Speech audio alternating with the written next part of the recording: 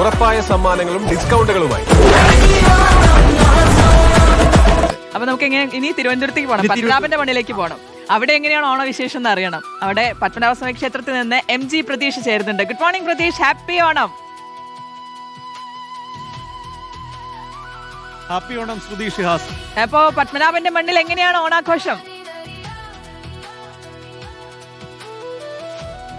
ശ്രുതി, ഉത്രാടപ്പാച്ചിലിന്റെ തിരക്കും ആ ഒരു ക്ഷീണമൊക്കെ കഴിഞ്ഞ് തിരുവോണത്തെ വരവേൽക്കാൻ ഒരുങ്ങിക്കഴിഞ്ഞു. രാവിലെ തന്നെ പത്മനാഭസ്വാമി ക്ഷേത്രത്തിൽ തിരക്കേടില്ലാത്ത തിരക്കുണ്ട്. കാരണം ഈ തിരുവോണ നാളിൽ പത്മനാഭന്റെ അടുത്തെത്തി പ്രാർത്ഥിച്ച് മടങ്ങുന്ന ഒരു പതിവ് പൊതുവെ അനന്തപുരിയിലെ മലയാളികൾക്കുണ്ട്. ആ ഒരു തിരക്കാണ് നമുക്കിപ്പോൾ ദൃശ്യങ്ങളിൽ കാണാൻ കഴിയുന്നത്. ഈ പത്മനാഭസ്വാമി ക്ഷേത്രത്തിന് മുന്നിൽ തന്നെ ഒരു വലിയ കൂറ്റൻ അത്തപ്പൂക്കളമൊക്കെ തന്നെ ഒരുക്കിയിട്ടുണ്ട്. ഈ പത്മനാഭനെ തൊഴുത് അത്തപ്പൂക്കളമൊക്കെ കണ്ട് അവിടെ നിന്ന് ചിത്രങ്ങളൊക്കെ പകർത്തിയാണ് ഓരോരുത്തരും മടങ്ങുന്നത്. തിരുവനന്തപുരത്തെ സംബന്ധിച്ച് ഇന്നലെ രാത്രി നല്ല മഴയായിരുന്നു. ഇന്നും നല്ല കോളുണ്ട്. ഈ തിരുവോണം മഴ കൊണ്ടുപോകുമോ എന്നുള്ളൊരു ആശങ്ക പൊതുവെ എല്ലാവർക്കും ഉണ്ട്. പക്ഷേ നിലവിൽ മഴ പെയ്യുന്നില്ല എന്നതാണ് ഒരു ആശ്വാസകരമായ കാര്യം. ഉത്രാടപ്പാച്ചിൽ ദിവസങ്ങളിലൊക്കെ തന്നെ ഒറ്റപ്പെട്ട മഴയുണ്ടായിരുന്നു. പക്ഷേ നിലവിൽ തിരുവോണ നാളിൽ മഴ പെയ്യില്ല എന്നുള്ള ഒരു ആശ്വാസത്തിലാണ് എന്തായാലും മലയാളികൾ ഉള്ളത്. തിരുവനന്തപുരത്തെ സംബന്ധിച്ച് ഈ വലിയ രീതിയിൽ ഓണം ആഘോഷിക്കുന്നവരാണ്. ഈ ഓണം വാരാഘോഷം ഇവിടെ നടക്കുന്നുണ്ട്. അത്തരത്തിൽ വലിയ പ്രാധാന്യം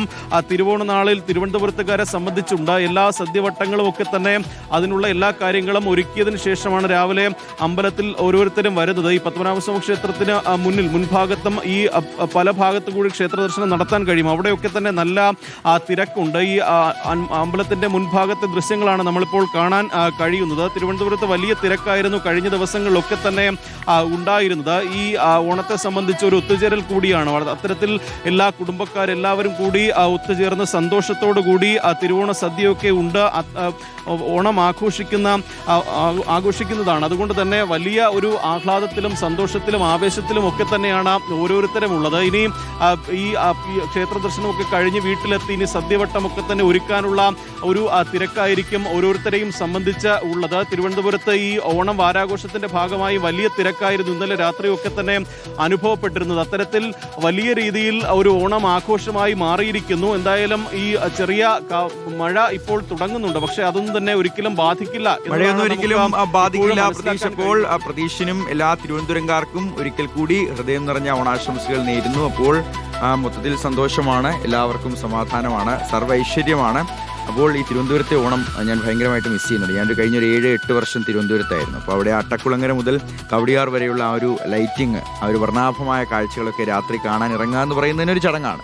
അപ്പോൾ അത് തിരുവനന്തപുരംകാരുടെ ഒരു വലിയ ഭാഗ്യമാണ്. പക്ഷേ എല്ലാ സ്ഥലങ്ങളിൽ നിന്നും ആളുകൾ അവിടേക്ക് ഒഴുകി എത്താറുണ്ട്. ആ ഒരു സന്തോഷത്തിന്റെ ഭാഗമാകാറുണ്ട്. ഇനിയും ഒരുപാട് ഓണക്കാഴ്ചകൾ നമുക്ക് ഒരുപാടുണ്ട് കാഴ്ചകൾ.